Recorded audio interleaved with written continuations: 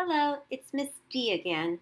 Today we will be looking at how we can use a table to help us solve problems involving conversion of units of capacity. So let's go ahead and get started by looking at slide A. First, I'd like you to complete these few questions. What do you notice? What do you wonder? And what does this make you think about quarts, pints, and cups? Go ahead and answer those questions. When you're ready, you can go ahead and unpause. So what did you notice? Did you notice that a quart is bigger than 1 pint or 1 cup? Did you notice it looks like you need about 2 of these pints to make a quart? Did you notice that it looks like you need 2 of these cups to make a pint? What did you wonder? Did you wonder how many cups you need to make a pint, or maybe how many cups you need to make a quart? Yeah, good questions. And what did this make you think about quarts, pints, and cups? Did this make you think that a quart is bigger than a pint or a cup? Yeah, that's what it made me think too. Let's go ahead and take now what we know about quart, pint, and cup and go to slide B. So here we have a measuring cup. What do you notice? What does this make you wonder? And think back to the previous slide. Maybe you can think about what we just spoke about to help you answer the final question. What does this make you think about quarts and cups? Go ahead and answer those questions. When you're ready, unpause. So what did you notice? Did you notice that 1 quart is equal to 4 cups? See, we have here, it says 1 quart, and then we see that lines up with 4 cups. Did you notice that 1 quart is equal to 32 ounces? Did you maybe notice that here on the bottom, if you looked at 1 cup, it's equal to 8 ounces? What did you wonder? Did you wonder how many cups would be in 2 quarts? So if we had 2 of these measuring cups, how many cups we would need to fill it up? Or maybe you were thinking about 5 quarts. How many cups would be in 5 quarts? It's a lot of quarts. And what did this make you think about quarts and cups? Did it make you think that for every quart, there are 4 cups? So we need 4 cups to make 1 quart. Seems like our rule is there, right? 1 quart equals 4 cups. What would 2 quarts equal in cups? Let's take what we looked about quarts and cups and now take a look at pints and cups on slide C. So look at the measuring cup. This one's a different measuring cup. What do you notice? What does this make you wonder? And what does this make you think about pints and cups? Go ahead and answer those questions. When you're ready, you can go ahead and unpause. So what did you notice? Did you notice that there are 2 cups for every pint? Did you notice that on this side it's at 16 ounces in 1 pint? Did you notice that a pint is half of a quart since there are 2 cups in a pint and 4 cups in a quart? If you think back to the previous slide, right, there were 4 cups here. Here there are only 2 cups. So it seems like a pint is half of a quart. What did you wonder? Did you wonder maybe how many cups are in 2 pints? Did you wonder how many cups are in 5 pints?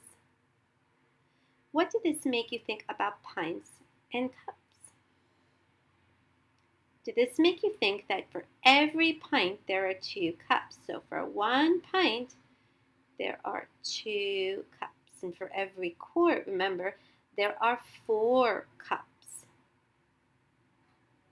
Let's take what we've looked at on slides B and C and try to complete this table on slide D.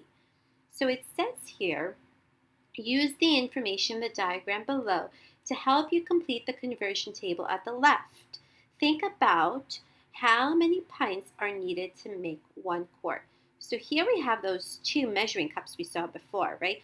We have 1 quart is 4 cups. 1 quart is 4 cups. And 1 pint is 2 cups. And they want us to go from quarts to pints. So remember, 1 pint had 2 cups. Here we have 4 cups. So think about that. 2 cups would be 1 pint. Another 2 cups would give us another pint. So 1 quart has how many pints? Yeah, 2. 1 quart equals 2 pints. Why don't you go ahead and complete the rest of this table? When you're ready, you can go ahead and unpause.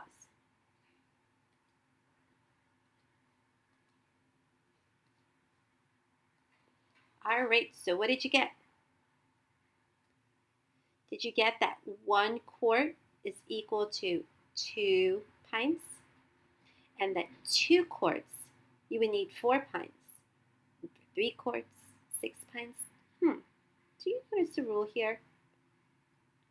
Yeah, going down, right? Going down, our rule is to add 2, right? But again, like we mentioned in the previous lessons, if I wanted you to find how many quarts are in 1,252 quarts, that's going to be a really long table.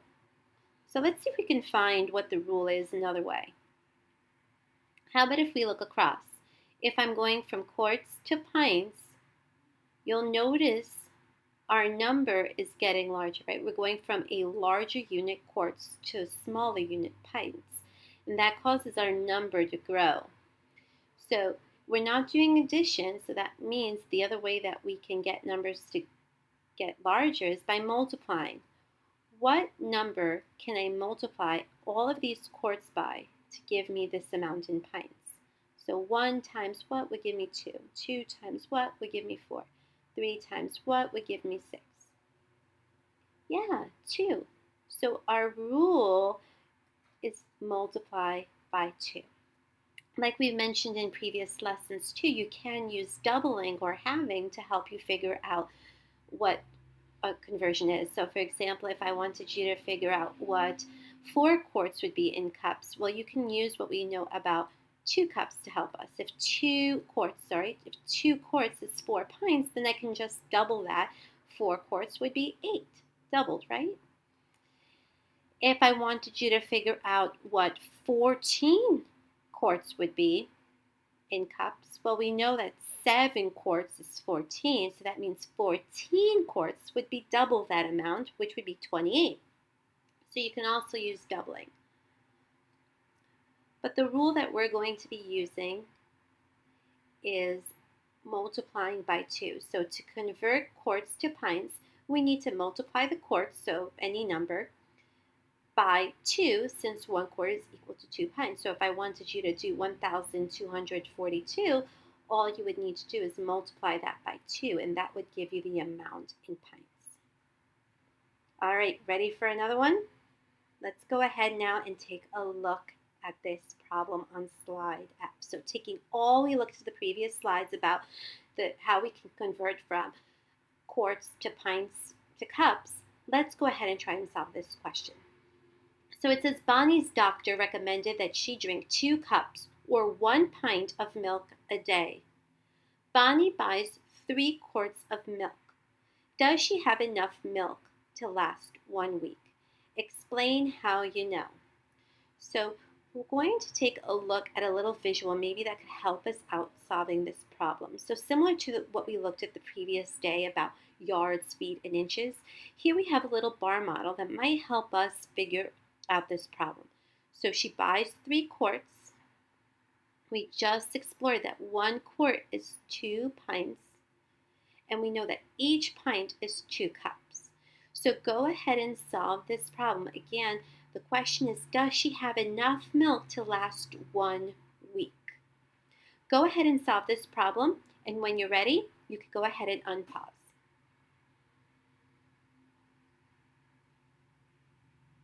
All right, so what did you get?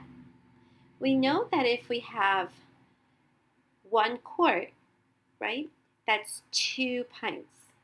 So 1 quart, 1 quart equals 2 pints, right? That means if we have 2 quarts, that's going to be 4 pints.